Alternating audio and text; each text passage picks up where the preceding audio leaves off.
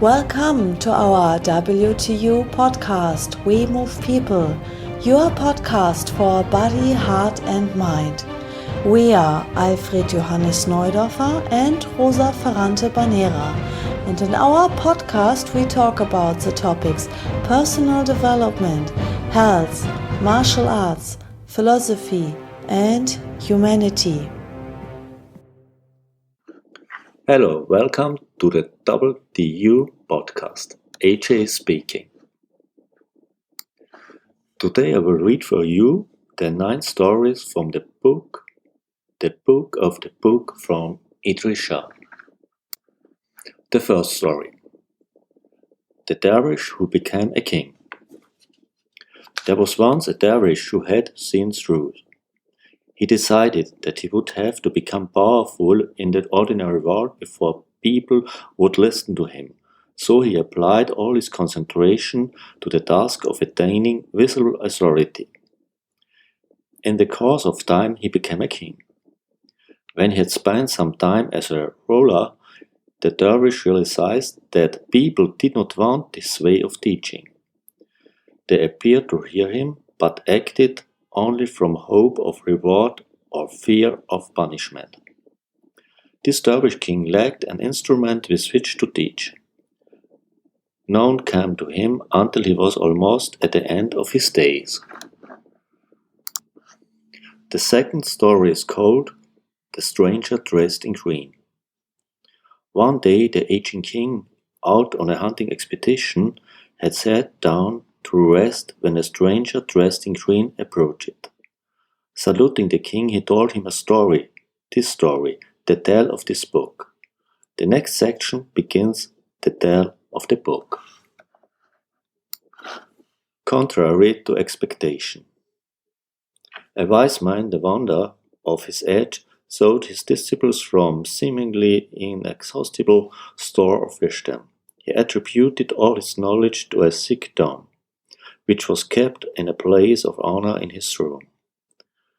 The sage would allow nobody to open this volume.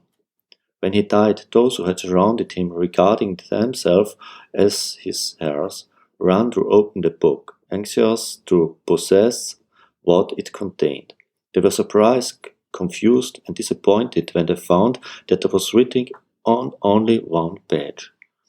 They became even more bewildered and then annoyed when they tried to penetrate the meaning of the phrase which met their eyes. It was, when you realize the difference between the container and the contained, you will have knowledge. The opinion of the scholars. The successor to the sage took the book to the most famous scholars of the time, saying, "We have this book, and seek your interpretation. It belonged to such and such a sage, the wonder of the age, not dead. This is all he left behind, and we are unable to fathom its mystery." At first the scholars were delighted to see a work of such size bearing the name of its former owner, whom they knew to have been revered by multitudes of people. They said, "We will of course give you a real interpretation." But when they found that the book was all but empty, and what was there were made no sense to them, they first sneered and then shouted at the students, driving them away in their fury. They believed that they had been victims of a hoax. That was a time when scholars were limited and literal-minded. They could not imagine a book which could do something, only a book which said something.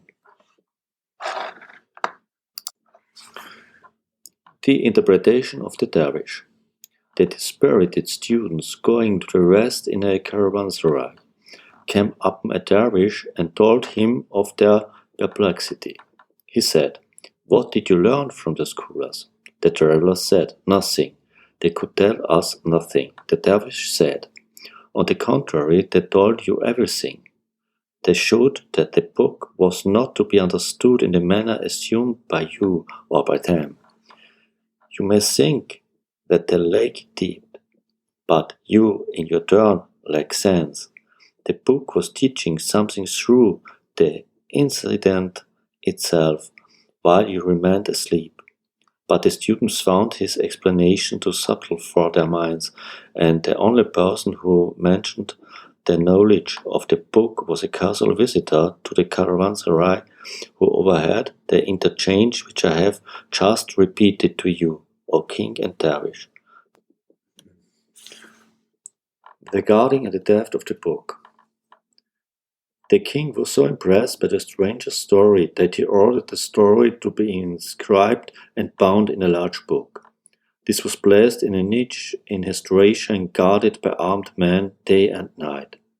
The aged king died, and the barbarian conqueror devasted his realm. Breaking into his treasury, this man saw the book in its place of honor and said to himself, "This must be a source of the country's happiness, wisdom, and prosperity." He said aloud, "Let the book be taken down and read out to me in our own language." But this conqueror, for all his physical power, was an ignoramus. He could make no sense from the words from the book. Mali saves the book. The barbarian had the book destroyed, but his interpreter, whose name was Mali, remembered its contents.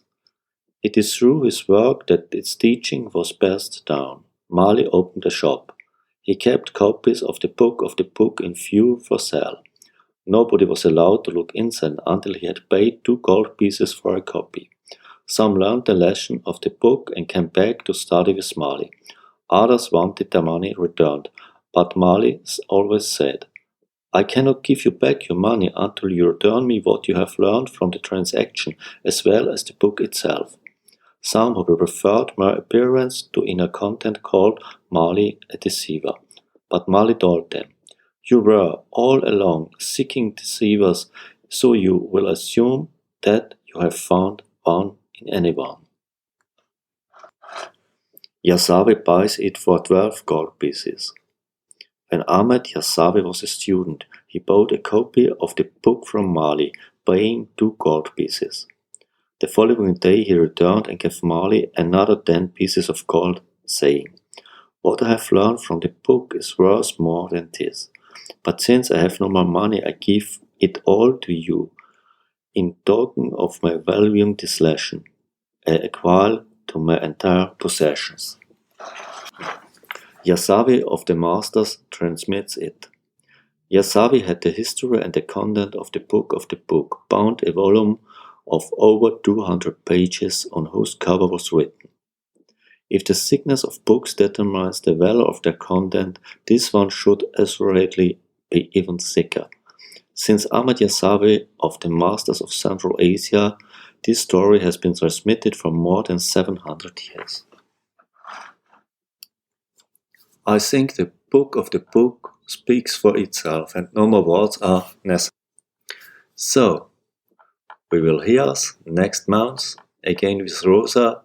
Bye.